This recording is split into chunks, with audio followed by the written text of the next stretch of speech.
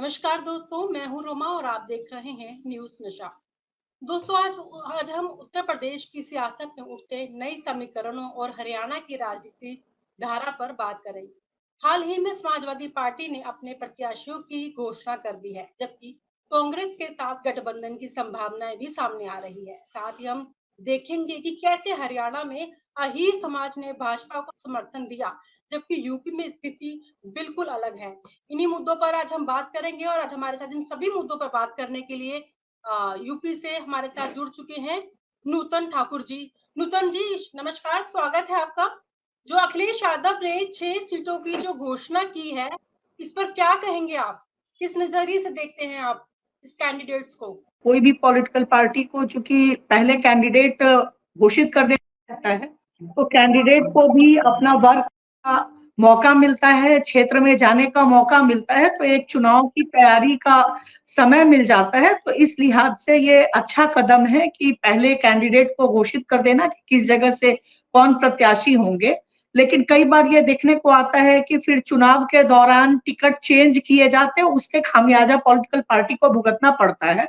तो अभी टिकट देना बहुत अच्छा कदम है, लेकिन अब वो टिकट की निश्चितता बनी रहे, सुनिश्चितता बनी रहे, वो भी अखिलेश यादव जी को देखना पड़ेगा। नहीं तो बाद में जब टिकट चेंज होते या प्रत्याशी बदलते हैं तो चुनाव के पहले, तो उसका असर निश्चित रूप से पड़ता है, क्योंकि जिस कैंडिडेट ने पहले तैयारी कर रखी होती है तो उस कैंडिडेट को नाराजगी होती है, जिससे निश्चित रूप से सीट पे असर पड़ता है।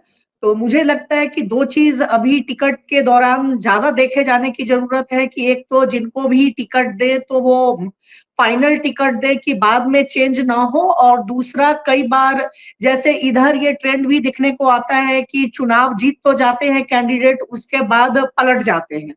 तो वो भी कि जो भी टिकट जिनको भी दिया जा रहा है वो जीत भी जाते हैं, तो लॉयल्टी बनी रहे, ये भी एक बहुत महत्वपूर्ण चीज है, उसको भी देखे जाने की जरूरत है। अगला सवाल यह है कि क्या उत्तर प्रदेश में अहीर समाज का भाजपा के खिलाफ होना एक स्थानीय मुद्दा है या इसमें राष्ट्रीय राजनीति का भी प्रभाव है? क्योंकि अहीर समाज है, यूपी में वो एक साथ नहीं है, लेकिन हरियाणा में साथ था।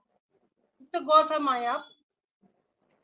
से देखिए, मुद्दा जो है वो विपक्ष अपनी बात को किस हद तक जनता तक पहुंचा पाती है, वो रहता है। जैसे हरियाणा चुनाव के दौरान भी एक तो कांग्रेस में भी आपसी खींचातान भी रही, गठबंधन भी विपक्षी पार्टियों के साथ नहीं रहा।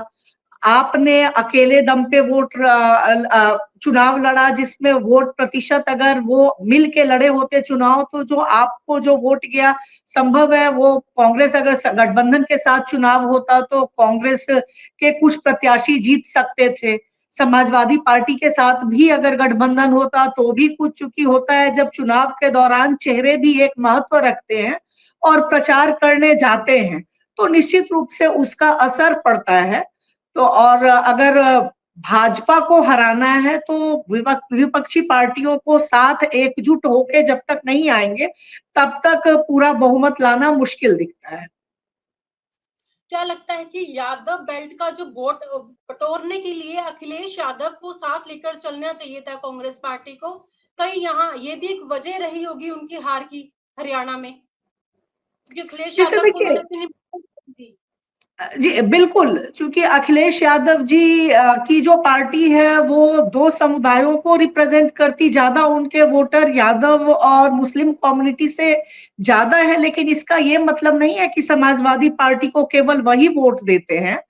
कई और भी जो बीजेपी से कहीं ना कहीं नाराजगी रखते हैं, या इतने लंबे कार्यकाल के बाद तमाम वादे उन्होंने किए वो पूरे नहीं हुए, तो जो मुद्दे हैं वो भी किस तरीके से, अगर जितने ज्यादा जो बड़े लीडर्स हैं पब्लिक तक पहुंचा पाते हैं, तो वो भी एक अहम रोल प्ले करता। अगर हरियाणा में कांग्रेस गठबंधन के साथ चुनाव लड़ती, आपके साथ भी गठबंधन होता, सपा के साथ भी होता, अन्य जो वहां की लोकल रीजनल पार्टीज हैं अगर, तो उनके साथ भी अगर गठबंधन होता, तो निश्चित रूप से आज जिस स्थिति में कांग्रेस है उससे बेहतर प्रदर्शन गठबंधन का रहता। बीजेपी से किसी भी पॉलिटिकल पार्टी को लड़ना है और हराना है, तो मुझे लगता है कि जब तक विपक्ष एक साथ नहीं आएंगे तब तक थोड़ा मुश्किल है, क्योंकि कितना भी ईवीएम को दोष दे लीजिए, लेकिन बीजेपी का संगठन बहुत मजबूत है, जगह जगह पे संगठन है। तो जब तक विपक्षी पार्टियां भी अपने संगठन को उतना मजबूत नहीं करेंगी, तब तक हरा पाना मुश्किल दिखता है बीजेपी। क्योंकि हरियाणा के जो रिजल्ट थे वो आने से एक दिन पहले भी 50 से 55 सीटों की उम्मीद की जा रही थी कांग्रेस पार्टी की। तो कांग्रेस पार्टी इतनी पुरानी पार्टी है, लेकिन वो ये हरियाणा की राजनीति को समझ क्यों नहीं पाई? कहाँ इनकी कमी रह जाती है सोच में, प्रचार में, प्रसार में कहाँ कमी रहती है? आप अपने व्यू रख के बताएं हमें। से देखिए, मुझे लगता है कि सोच और प्रचार प्रसार तो बहुत बाद की चीज है, कि कांग्रेस को भी डिसिसिव थोड़ा ज्यादा होना चाहिए, कि जो डिसीजन मेकिंग है वो थोड़ा पहले लेना चाहिए। अकेले लड़ना है, गठबंधन के साथ लड़ना है, वो जैसे इस चुनाव में भी देखिए, तो शुरू में हो रहा था नहीं गठबंधन भी होगा, बाद में पता लगा टूट गया।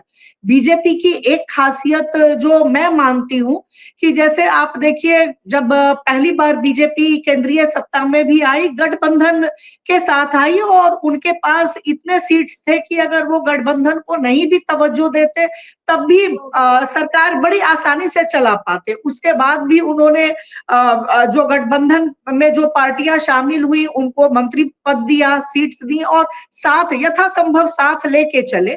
जहां कांग्रेस या अन्य विपक्षी पार्टियां, मुझे लगता है वो चूक रही है इस मामले में, कि गठबंधन चुनाव से पहले तक तो होता है, लेकिन अपेक्षित परिणाम अगर उस तरीके से नहीं आए, तो फिर गठबंधन टूट भी जाता है, और उस हद तक फिर कारगर नहीं होता। जैसे यही देखिए, जब लोकसभा चुनाव थे, तो कांग्रेस, सपा, आप, कई विपक्षी पार्टियों ने गठबंधन किया, परिणाम बहुत अच्छे नहीं रहे, लेकिन उतने खराब नहीं रहे। हर जगह कुछ कुछ सीट्स उसके अनुपात में आई। ये कहना, जब गठबंधन था तो निश्चित रूप से जो दूसरी पार्टी के वोटर है जो वोट देते, उन्होंने वहां जो अलायंस था उसको वोट दिया, तो वो प्रतिशत जो भी वोटिंग हुई कैंडिडेट के पक्ष में गया, कटे नहीं वोट, तो जीत वहां पे हुई। हरियाणा में कांग्रेस ने अकेले चुनाव लड़ा, उनको अगर आप ने जितने 2-2.5 लाख कुछ जो उनके आपके वोट आए, अगर मिल के लड़े होते 2 सीट पे, तो वहां जो आपने जो वोट काटा, वो कांग्रेस का ही काटा वोट। तो कांग्रेस को जो नुकसान हुआ, उससे संभवतः वो नहीं होता तो आज वो बहुमत में होते। तो कांग्रेस को भी ये देखने की जरूरत है कि बहुत पुरानी पार्टी कांग्रेस है, लेकिन उसके साथ ही अब समय के साथ साथ हर स्टेट में रीजनल पार्टीज भी उतनी ही मजबूत है।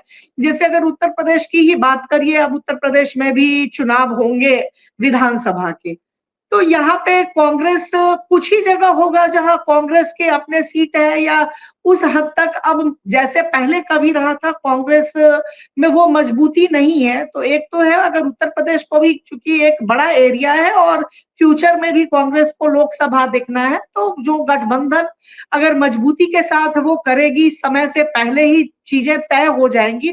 और कांग्रेस का आधार यहाँ कम है उत्तर प्रदेश में, अगर देखा जाए, अभी अगर देखा जाए, तो सपा बीजेपी वर्सेस समाजवादी पार्टी ही है। तो यहाँ जो भी गठबंधन होगा, तो निश्चित रूप से सपा के टर्म कंडीशंस ज्यादा होंगे, लेकिन मुझे लगता है कि यहाँ भी कांग्रेस को गठबंधन करने में नुकसान नहीं होगा, फायदा ही होगा, क्योंकि अभी विपक्षी पार्टियों को एक जो है वो सत्ता में आना भी एक प्राथमिकता होनी चाहिए, और उसके लिए जब तक मिल के आपस में चुनाव नहीं लड़ेंगे, तब तक कितना भी आप कह लीजिए, फायदा बीजेपी को ही मिलता है।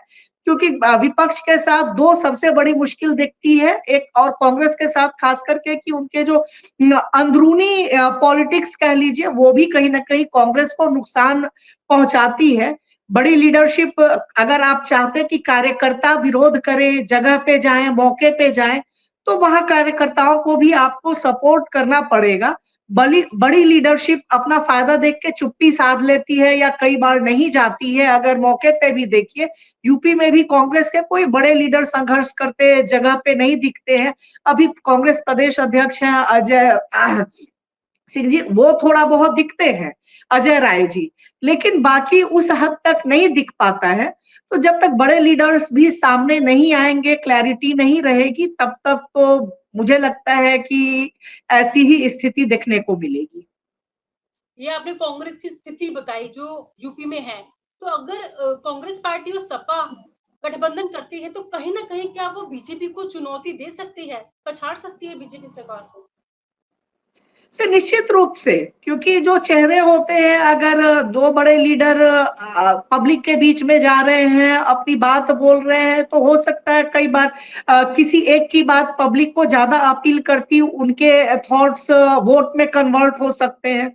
तो वो तो जितने चेहरे जाते बीजेपी कोई ऐसे ही उनके आइडियोलॉजी या वो नई मैकेनिज्म अपनाते कि अगर जम्मू में भी हो रहा है तो तमाम अलग अलग स्टेट्स के भी लीडर स्टार प्रचारक के रूप में प्रचार करने जाते हैं।